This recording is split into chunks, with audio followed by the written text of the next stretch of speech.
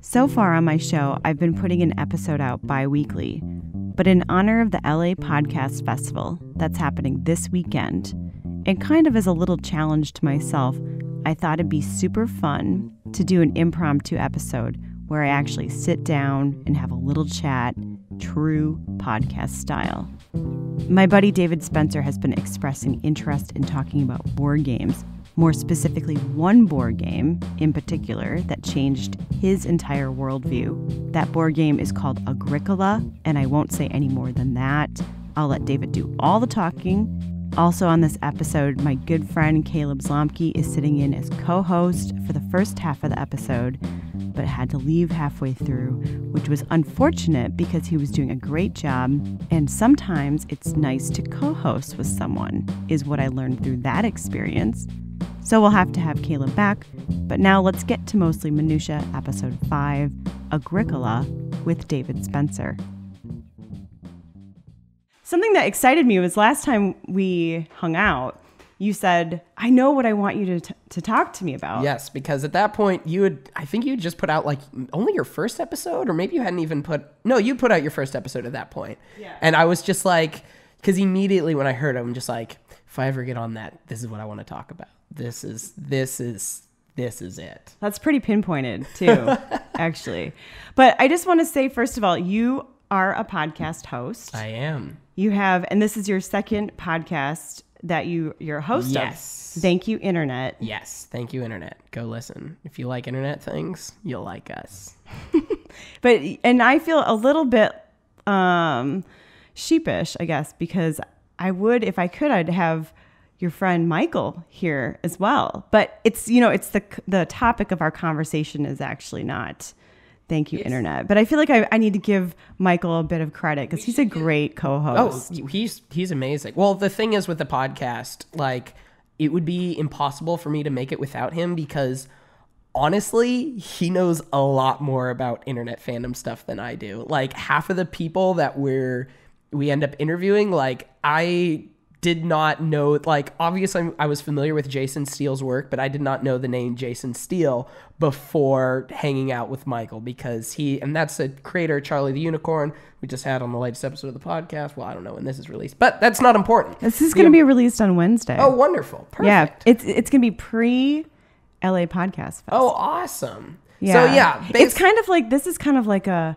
little bit of a leading up to LA Podcast Fest. I wish we hadn't already recorded our Wednesday episode. Otherwise, I would plug this on there, but I'll have to plug it on the next one. Okay. But yeah, so actually, like, honestly, he could do it without me a lot more than I could do it without him. Mm-hmm. I know how to do editing stuff. I know how to do a lot of that stuff, and I know how to be a host. But like when it comes to like knowing about internet stuff, that's all that guy. I mean, he's got every Homestar Runner paraphernalia.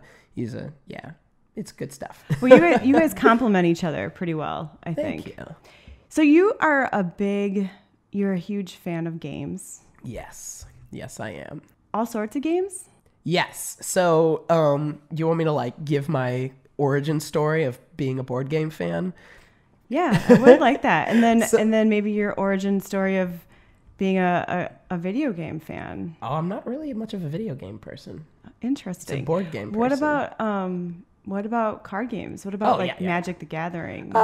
Yeah, I'm into TCGs a little bit. You know, like TCGs. Do you know what a TCG is? Why don't you tell us what that is? It's okay if you don't. A trading card game. It's fine. So with board games, with my love of board games, basically it started with me and my dad did not have a lot of intersecting interest growing up. He was car guy and was, that kind of, and I'm not into that. I'm a little dweebish nerd. But our bonding when I was a kid was playing Risk, the battle strategy board game, one of the classic Parker Brothers board games. And like it became my goal that one day I'm going to beat him at Risk. And it was like a monthly thing where it's just like, okay, we got to sit down and play Risk now because this is the time that I'm actually going to beat you. And he always won until one day that I finally defeated him. And that was like one of the biggest like steps for like my own personal manhood, was just like that whole, you know, you got to best your father at something. And I had bested him at the board game Risk, and just things like that. Like different board games have been really integrated. Like there's something that mean a lot to me, and it's always been one of my main ways of bonding with people. Like one of my favorite games is this card game called Munchkin. And the original idea of Munchkin is that it's a spoof of Dungeons and Dragons, just in card game form. So it's like you're fighting monsters to collect treasure and go through a dungeon type of thing, but all the monsters are ridiculous, jokey things. All the treasure is ridiculous, jokey things. So like one of the, let me see if I can find some examples. I brought a box of Munchkin cards with me. Let me see if I can find some good examples. Yeah, David brought visual aids with him. I did. Caleb, I just want to give you freedom to jump right in. I realized I didn't really allow you to introduce yourself or say hi, but be like, who are you? No one knows. Yeah. Here's one of the simple like level 1 monsters is the potted plant. Like it's this kind of jokey thing. Or let me find another good one. It's like Little Shop of Horrors. Yeah, or you can fight lawyers. That's a cruel monster. I think the strongest monster is the plutonium dragon. Like it's ridiculous, jokey things like that. But that is a game like it got popular that they kept making expansions and more versions of them. And I own like between 30 and 40 pieces of Munchkin games between all the expansions and all the different versions. And it's one of my favorite games to play. But the thing with that is it's always been a good test for me to figure out like if this somebody I would want to hang out with, because to have fun at Munchkin, you kind of have to put your ego aside a little bit. What you're doing is inherently silly, and you're kind of making fun of it, but it's not making fun of it like, you know, oh, look at this silly nerd thing. You have to have a love for that kind of thing to enjoy the humor and to enjoy the game. And that's one of those games, it's not really much about trying to win and defeat your opponent. It's more about just what ridiculous scenarios happen. But that's like one of my... that game has always been one of my things. I'm like, if somebody can't have fun playing Munchkin, probably don't think I'd be able to be their friend very much, because they got too much of their ego. Just put that aside type of thing. So you like to have a little bit of fun with your nerddom, I guess. Oh, yeah. But is there anything that is super... you don't mess with that. Like sacred? Yeah, sacred. Is there anything that's sacred in your world? I don't know. Like, in the world... Well, what I will say about board games is that my biggest thing is I want people to always try, because what drives me crazy is like I'll have friends who will be like, they use board games as an excuse for social lubricant, and I'm like, okay, there are games out there for that. Apples to Apples, Cards Against Humanity, those party games, that's fine as social lubricant. But when you're sitting down to play a game, I want you to actually try. Doesn't mean necessarily that you feel like you have to win, but you should always be trying to win, because otherwise, what's the fun? And that's one of the things, like, especially for more of the strategy-based games, like, and that's the thing. If somebody tells me I'm not really into board games and I don't want to play, fine by me. Like, going back to my friend Michael, my co-host on Thank You Internet, does not like board games, never plays board games. You know what? That's totally fine. What's even more insulting to me, somebody who will play a board game even if they don't actually want to, and will just half-ass it and not put any effort. And I'm just like, why are you wasting my time, guy? Because some of these games take commitment. Like, some of the best games take 2-3 hours to play. I have this game called Diplomacy that I played a game that lasted 24 hours straight on the same game. That takes commitment. You can't say yes to playing a board game unless you're actually gonna play. Did you have to like agree to play, like take breaks? Like we're gonna go pee now. You just like we probably should have, but I think we were way too invested in the game to ever take breaks. Diplomacy is a whole monster. It's a whole other universe. So how did you find out about Munchkin? Munchkin? I found out about it from a friend of mine, because I was into RPGs and stuff as a kid, and a friend of mine who was into RPGs told me about it. And that was actually like, I got the first game for Christmas when I was like 14 or something. And you know how like on Christmas everybody's like playing with their presents when you're a kid, like spends a whole day doing different things. Well, everybody ignored everything that they got, and we just all literally played Munchkin like 10 games in a row, time after time after time that day. And then I just had to buy more and had to get all of them, and now I have way too many cards. Do you find that you're mostly attracted to games that involve strategy? It depends. I try to have a good variety of stuff, but I think the games I'm most attracted to are the ones that are doing something like different with game mechanics. Like there's a lot of different interesting game mechanics, and the funny thing is that when people name like the board games that everybody knows about, like I had a friend once I was talking to, and they're like, we're trying to build up our board game collection. So, and I'm like, oh, what games do you want to get? And they're like, oh, the classics, Monopoly, Clue, blah, blah, blah. And I was like, okay, there are better versions of all of those games out there. Don't get Clue, get Alibi. It's the same principles, just so much better. Don't get Monopoly, get Power Grid. It's like, there's certain elements to these games, and there's much better versions. I don't know if you're like laughing at me right now. No, but. I've actually never heard of these games before. Well, How do you find out? Like, how does somebody find out about Power Grid or Alibi? Well, Alibi I just found at a board game store. I mean, I do quite a bit of just going to board game stores and just looking around the shelves. Barnes & Noble has a pretty good selection of different games, but a lot of it also just from other friends who are enthusiasts. I mean, there's conventions for these. There's a lot of the games that I learned about were from what a good friend of mine in film school named Michael McDonald. Michael McDonald. Well, there was another Michael, so we had to call him by his last name, which was unfortunate. But that's not the point of the story. The point is that he was the biggest board game fan on the planet. Like, I call myself a board game enthusiast, but I am nowhere near the level of this guy, because he listened to half a dozen board game podcasts whenever there was conventions, and because they do board game awards in different countries. Most of them happen in Germany because that's where all the best board games are made. And he would follow those when how someone would follow the Oscars.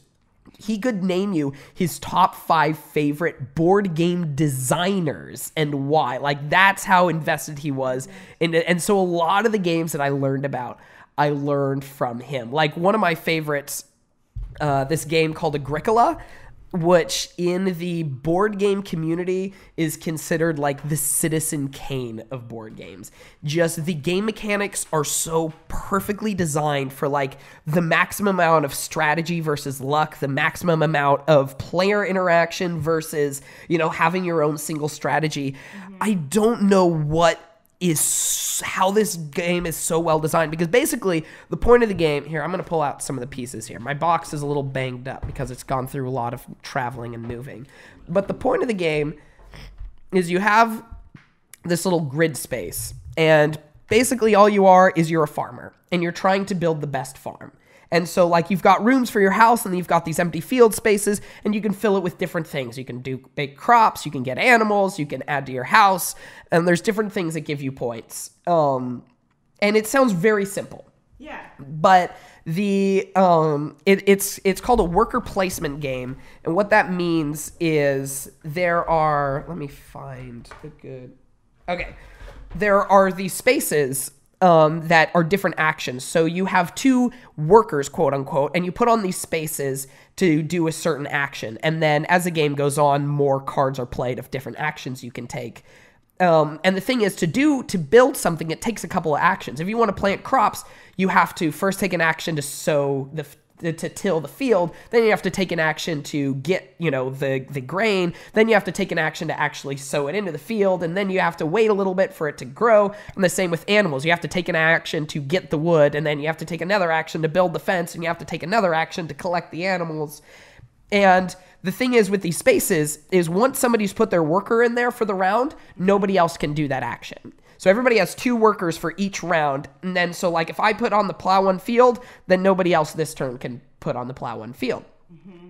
Very simple mechanics at first. But the thing with it is there's only 14 rounds to the game, and you will never have enough time to do what you want. This game is so infuriating for people because they're like, okay, I want to do this. It would take 5 rounds. I only have 4 rounds. And even then somebody could take that perfect action that I need, and then I wouldn't be able to do it.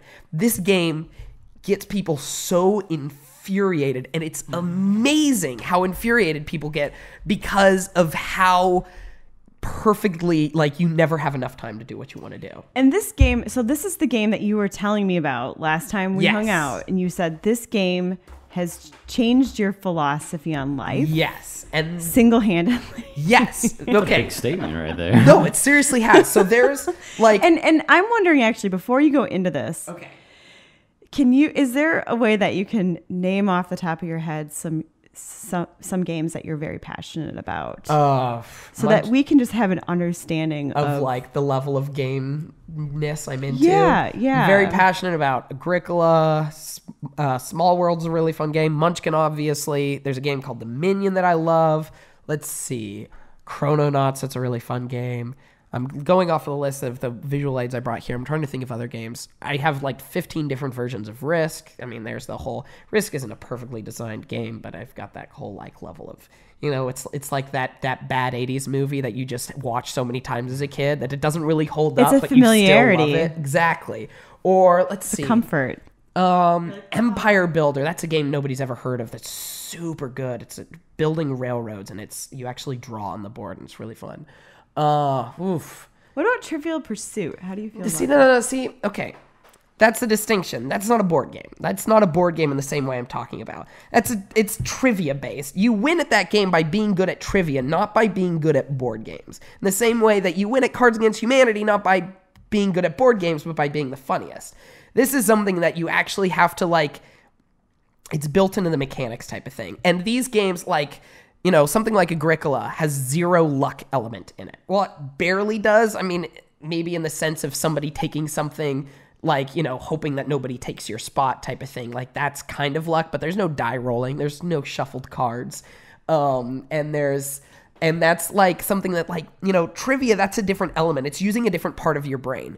The games that I'm into, the ones that I consider real board games or real card games, it takes a different part of your brain than trivia, than, you know, party games. Like, whenever I'm but what about Chutes and Ladders? How are you with that? That's not a game. It's just a simulation because there's zero thought involved. It's like war. Like, what's the point of the card game War? Because there's zero, it's just 100% luck. Zero thought, zero skill. Is none of that. But this is pure skill. So set up the stage for us. Set up the scenario of, like, where were you when, what was around you when you started playing this game? And talking about Agricola? Yeah, and when you started realizing, like, this is shifting my thought process. My worldview. Yeah. Well, Agricola, I learned it from my friend Michael McDonald, and it was something that he didn't own, but he was always talking about. And then so while I was up there, so he planted the seed. Yes. You're like... He had a couple other games that he was a big fan of, but then I bought Agricola, and then we played it, and it was just like the way... At first, I was like, okay, there's a lot of different elements to this game. It's a little complicated, but the idea seems pretty simple. And then as we started playing it, like, I did not realize how mad I was at the game. And that's the thing, is you don't get mad at your fellow players. You get mad at the game because it's impossible. Because you're like, how in the world... I can't do everything that I want to do. Like, you want to make the perfect farm to get the highest maximum points, and there's just not enough time. And not only is there not enough time, it's always one round less than what you need. Like, somehow, whenever you're calculating things out, no matter how the game is going, you always end up one round short. I don't know how that happens, but as I said, like, this game is perfectly designed.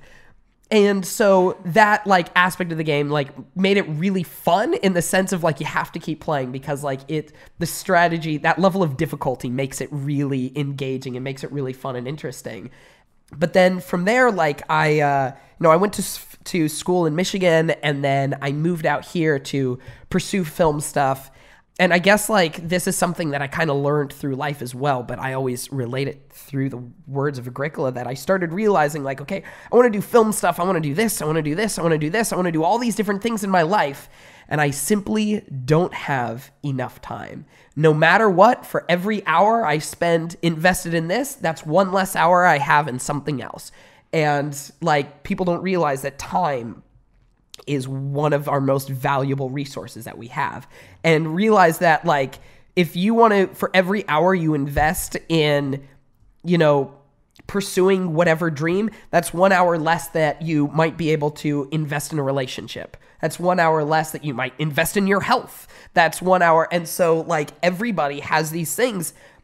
Nobody can have the complete life. And for me, because I started off wanting to pursue film work, and I'm not really interested in that anymore. Because for me, it was this issue of like, this is going to take so much time. Is it really worth it? Because for however much time I could be spending doing that, like, that means I won't be able to invest in my incredible girlfriend. It means I won't be able to invest that in like learning new things about life. I wouldn't be able to invest that on spending time with friends, playing board games. Means I wouldn't be able to invest that in watching the films that I love in the first place. Like, I love, you know, watching movies, and I would honestly half the time would rather spend my time watching and analyzing and thinking about them and investing in that than making them.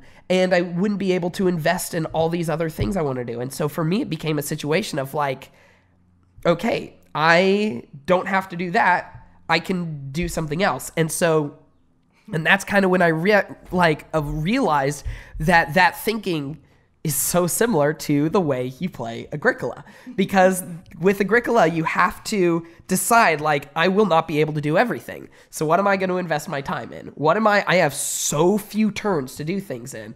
And even though it sounds like you only have 14 turns, the game takes like 3 hours because people spend so long deciding what they want to do.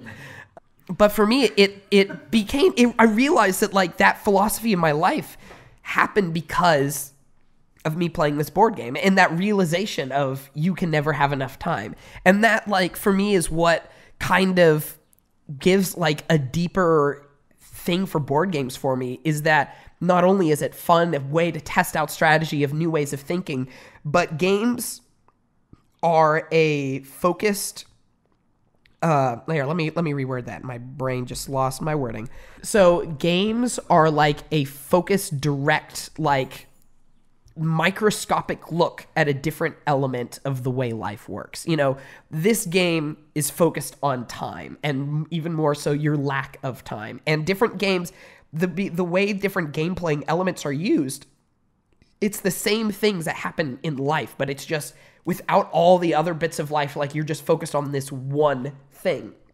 And so for me, it's been a way to exercise my brain and being able to figure out new ways to experience life, but being able to then realize things. And, you know, as I say this a lot, that so much of my life philosophy has come from playing board games, because I was able to learn, you know, how I want to live this way, how I want to act this way, because I was able to kind of live that out in a simulation of a board game. I love the life parallels. That's a phenomenal thing. But you said something interesting earlier about Germany being like kind of the main powerhouse of where all these games are coming from. And can you elaborate on that a little bit? Honestly, I don't really know why that is. I just know that there's a lot of, I mean, if you look at Agricola, is designed by, what is that? U. Rosenberg, or I don't even know how to pronounce it. It's UWE.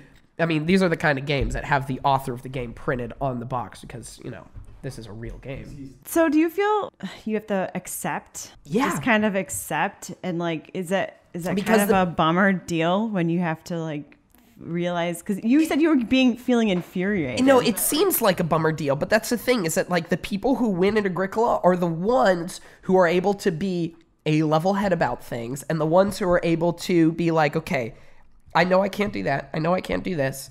This is what I'm going to focus on.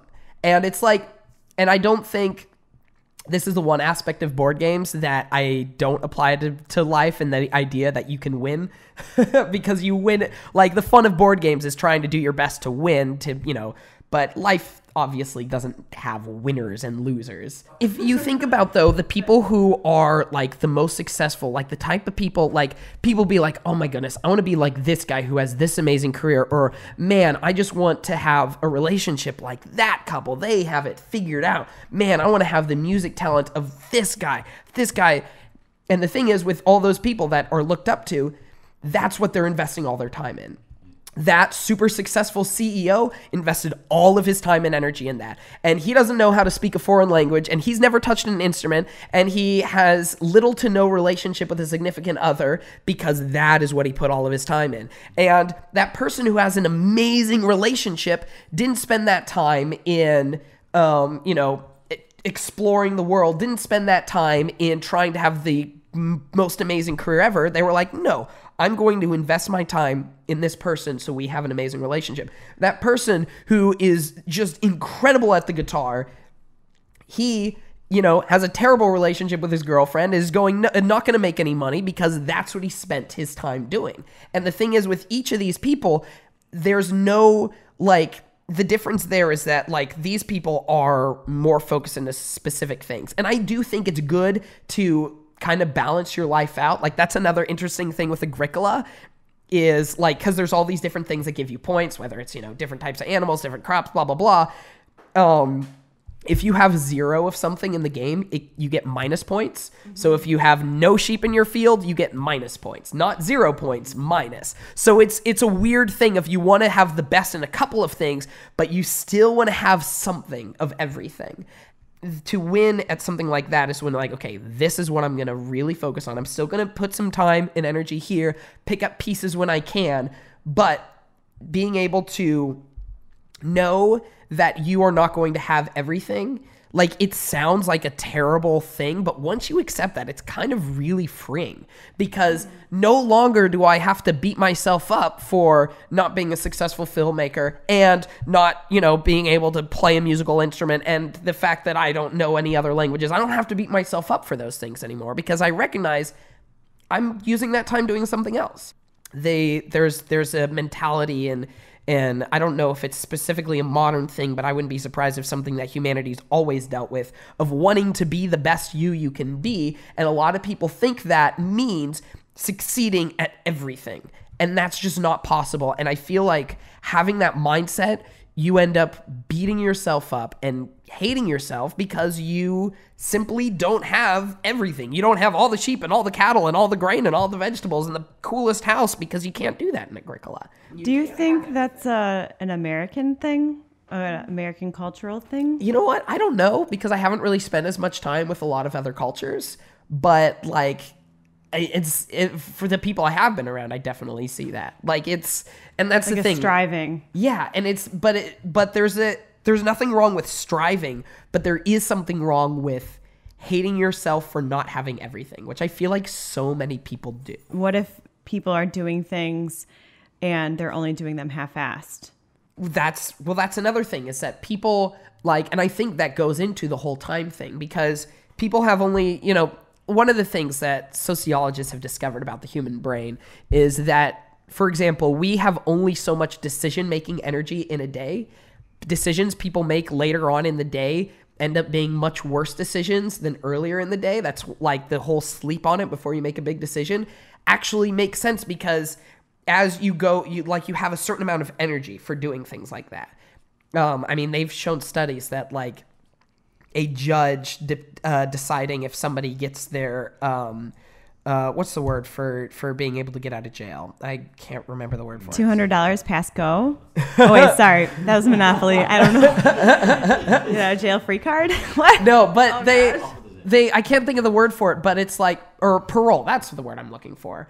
That judges are much more likely to approve somebody's parole right when they start the day and right after lunch. If it's right before lunch, if they look at your file just before lunch, it's 0 chances that they're going to approve it because their decision-making energy is just not there. So for people who half-ass everything, I really think that's a situation of them improperly using their energy and thinking that they can spend all their energy doing these different things. Because I don't think anybody inherently wants to half-ass something. I think when somebody wants to do something, they want to put as much energy as they can into it, but they don't always have the energy because they've spent this energy here and this energy here and this energy here and this energy here. And again, it's a situation of when you try to get everything, you're going to get nothing. You have to know what it is you want, and you can still invest time in a different, you can have a balanced life, but you can't be the best at everything.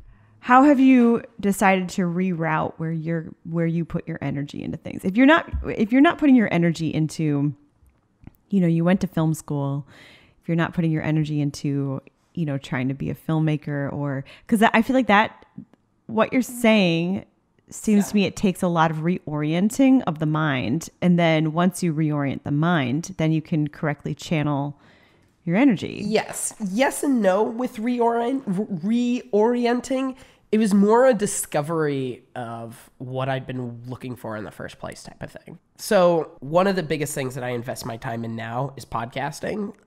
Just building Thank You Internet. My show a year ago, This Is Not a Film. You don't have to look it up. It was good, but I was still learning a lot of stuff. Or just I have podcast ideas that I have for the future if I'm able to keep growing this. But also just kind of building something for me, because I realized I'm much more interested in kind of talking about some of this stuff and diving into some of this stuff and revealing something else. I started to realize that even when I was a kid, I would play around a lot more with a tape recorder than I would with a video camera. And I think one of the biggest turning points for me is last summer, I was about to first AD a short film it was a pretty big short film. They had some really cool stuff attached to it, and I friggin' loved the guys directing it, and I was really excited about it. And around the same time, I had purchased my microphones to start doing This Is Not a Film. And I was getting prepared for these two big things at the same time. And then I realized that I was more excited about making This Is Not a Film than I was about working on this big project. And that realization of just I think this is what I really want. There's I think this is really what I want to invest my time in. And there was, of course, this thing of, especially the voice from mom of, then why did you go to film school if you're not going to be a filmmaker? Why did you move to LA if you moved to LA to do film and you're not doing film? And it was it was this realization of my film school was not a waste. I learned so much about films that I didn't know before. I met so many interesting people, and it ended up being good for my life in different ways than, getting me a career in filmmaking. But that doesn't mean that it was worthless. And, for me, if you ask, what am I spending my time on now? Podcasting. I'm spending time in my relationships. For the first time in my life, I'm investing more in people. I have an amazing girlfriend, and being able to invest time in that and being able to kind of round out my life a little bit more, because for anybody not in the film world, it can take everything out of you to try to, it takes so much effort and so much energy quite often. And I definitely was not afforded any legs up in the game. And so it's just kind of, but I realized that part of that is because I didn't have the dedication that some other people had around me. And I think I didn't have the dedication because at the end of the day, it wasn't what I wanted the most anyways. And it was I'll always have that kind of love for movie making, and I might do it every now and then, but it's the type of thing where it's just I don't need to invest this as a career for me. One of the most freeing thoughts that I, have discovered in my, I'm still super young, but is the idea that what I love doing doesn't have to be the same thing that pays the bills. Podcasting, there's a very good chance it will never pay the bills, and that's fine. That's fine. I can work, day job somewhere else, but that's okay. What you love doing doesn't have to be the same thing as what pays for your house and what pays for your food, and that you can have something that's just there as a, job to make money, where it's there was an episode of Parks and Rec where Jerry left for some reason, and then it was this big thing of Amy Poehler's character, going and is oh, no, I'm so sorry, you must be wrecked, and goes to his house, and he's got this family that he loves spending time with, and they're all having so much happy time. It was basically this thing of yeah, that was always just a job. This is what I always loved. I loved my family. I loved spending time with them, and it's fine that I'm not working there anymore. I'll find somewhere else to work. And it was just this idea of, oh, wait a minute. Because I think especially in the modern age, everybody is so career focused, and so you have to find your career so you can, blah, blah, blah, blah, blah, blah, blah. And it has to be your passion too. And you have to be really good at it. You know what? The world needs office workers. The world needs, traffic operators. Like, the world needs these things that don't sound like the most glamorous. And just because, you do whatever doesn't mean you can't be happy. Like, and the idea that you have to find your satisfaction from a career is insane to me. Why do you love podcasting? Because a lot of people don't know what a podcast is, first of all, which is fine. I try to tell people, it's like a radio program that you can listen to whenever you want. On-demand radio. There you go. But this is a medium. So why do you like this medium so much? I have no earthly idea why I like it. I don't know. Like, it's weird for me because I don't know. I guess I've always liked just the art of expressing ideas type of thing. Like, I'm the type of person who loves knowledge for knowledge's sake. A lot of what I've said already in this podcast is stuff that I've said before, like especially my philosophy with board games, blah, blah, blah. This is conversation that I've, almost rehearsed in the sense of how much in this I've talked about it just because I've said the ideas. But why I love podcasting is something that I've not really thought about at all. So I'm about to become a hell of a lot less eloquent than I've been so far in this podcast.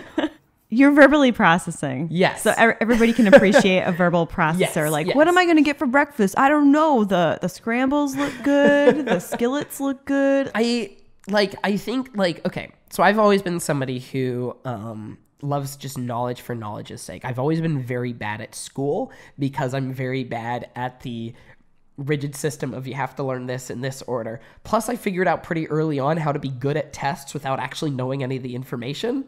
And so I was always a really good test taker.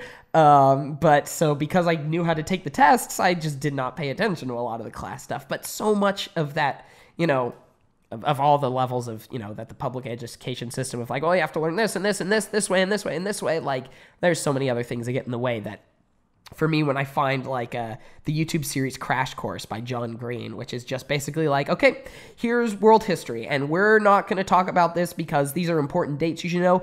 This is just interesting. And you know what? We like talking about it. It's knowledge for knowledge's sake, and that's the kind of thing that I latch onto. And this is what I love. Like Cracked.com as well. Like, I friggin' live on Cracked.com. And I guess, podcasts has always been, one of the most personal ways to do that. Because when you listen to the thing that I love about the podcasts that I listen to and the ones that I really find myself attached to are the ones where you do get a personal sense of the person you're talking to. Even if they're not necessarily talking about their own life, the ideas that they're expressing are attached to something. And I think that's the most powerful way to express ideas. When you kind of know an idea that's separated from everything else, that doesn't have a context in somebody's life, I feel like it's so much harder to latch onto that. And I also feel like it can be harmful in some ways when you don't have the evidence of how it's necessarily worked out. And also when it's free form like that, it's either a this is true or it's not true situation. When you see it applied in somebody's life, it's very easy to find what works, what doesn't, when there's so many more elements to it. It's one of the reasons why I love filmmaking more over almost any other art form, because there are so many different aspects to a film that I feel like it can present a more full picture of truth in a lot of instances. Mm-hmm. So going back to the ball was rolling, you wanted to go on to this last game that you brought with you. So we were talking earlier, you were asking me about Magic the Gathering, which is a trading card game. Mm-hmm. And the fun aspect about that is it's deck building, is you're getting all these different cards and then you build your deck and this is your deck and then you compete with other people. And Dominion is a deck building game, but all the deck building is in game, which means you have a deck of cards that you're cycling through. And as the game goes on, you're adding more cards to your deck. So basically there's these different adventure cards that are laid out there, and you buy different cards and then to add to your deck. And as your deck builds and at the end of the game, there's different things that score points. It's not about having the most cards. It's about having the right cards. And this is where it kind of ties into my life philosophy thing. It's not about having the most stuff. It's about having the right stuff. And this ties into my Agricola philosophy as well. It ties into the idea if you want to do everything. And you know what? You don't have to do everything. That's not always it. You try to do everything, you end up running out of energy, like what we were talking about earlier, for other stuff. And one of the cool things about this game is another thing that really trips up new players is cards that do a lot of different things seem like the most worthwhile cards. But there's this online Dominion website where, playing Dominion online with other people. And this website took all the data from those games to break down what was the best card. Meaning that what card, the more you had of it, the more likely you were to win. And the card they found was the best card is a card called the Laboratory. Now I wish that I'm not going to tell any of my game playing people about this because now they're going to know my secret. You know what? No, I'm going to tell them about this. Now you know my secret for Dominion. But the Laboratory has one of the simplest attributes ever. That all it is you draw 2 cards and you can take 1 more action. And that probably doesn't make a lot of sense saying that if you haven't played the game. But it's one of the simplest cards in the game, but it ends up being the most effective.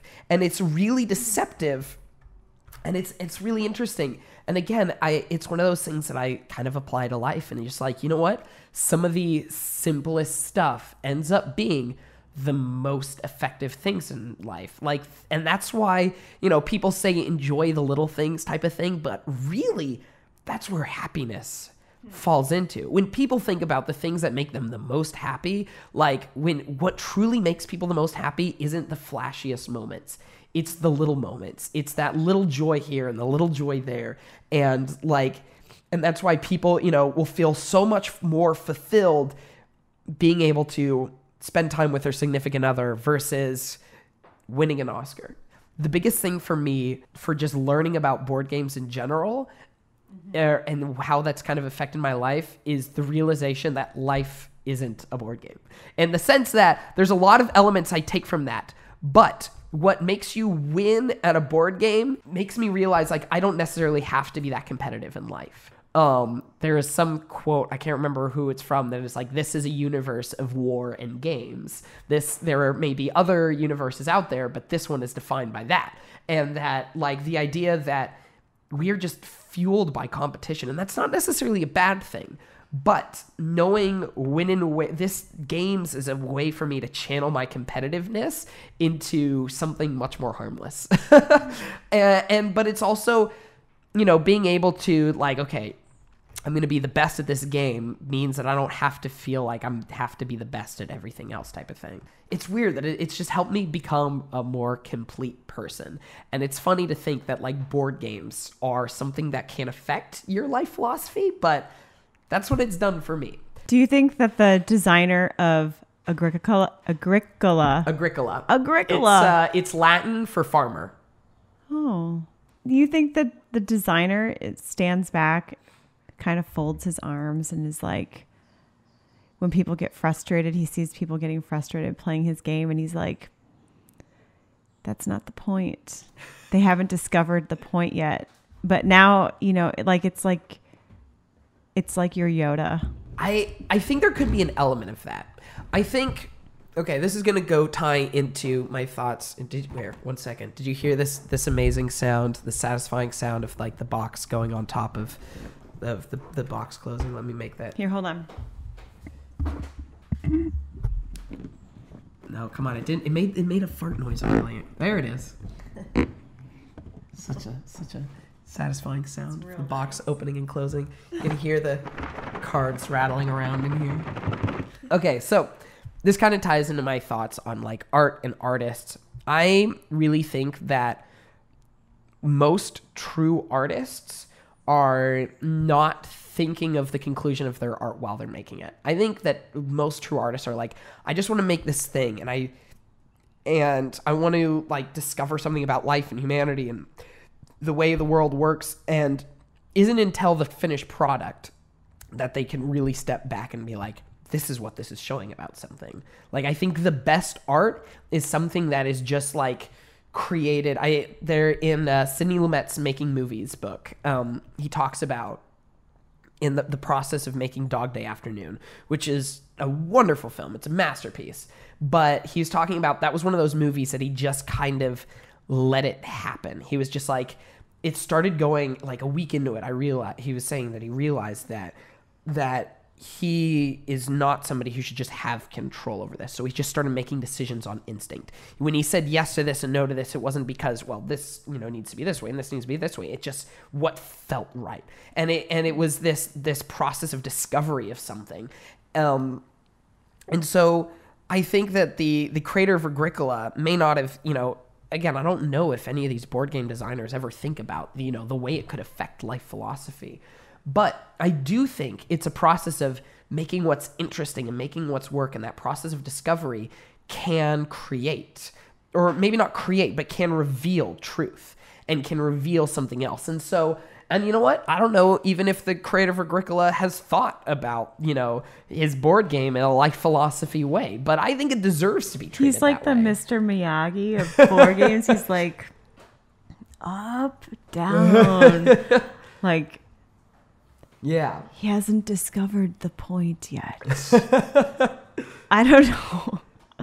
It would be interesting if you interviewed the designer.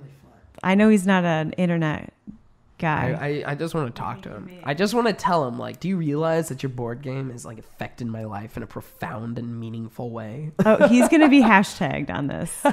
Yes. What if he's on Twitter or something? We'll find him on Twitter. Yeah. I don't even know if he speaks English. It's interesting. You don't have to speak English to play these games. It's true, you don't. It's another thing about board games is that they are one of those transcendent, or they're one of those mediums that transcends language. And what time is it right now? 5:04. 5:04. Do you know what we could do? I could teach you how to play Dominion, and because that's takes 40 minutes to play. Okay. If you want to learn a game and play a game, I don't know if you want to keep mics on just in case it's interesting audio. I do want to learn, and I also want to take some photos. Well, needless to say, David and I sat down to a game of Dominion. I feel a bit bad because I did take home the winning score, but it was a close call, 41-40. And David did admit he changed up his normal strategy. A quick word on Uwe Rosenberg, the designer of Agricola. He's on Facebook if you want to follow him. His profile pic is of him holding Agricola. He's not on Twitter. Also, his game Agricola is one of the highest rated games on BoardGameGeek.com. Thanks to David Spencer for sharing his love of board games and his worldview. David, I'm so excited that you are part of the podcasting world. You can see photos of David with his games at my website, ColleenLindell.com. Also on my site are links to David's top favorite podcasts, including his own, Thank You Internet, now streaming on iTunes. Good luck to everybody at the LA Podcast Festival 2015. Cheers to curiosity, conversation, and creativity.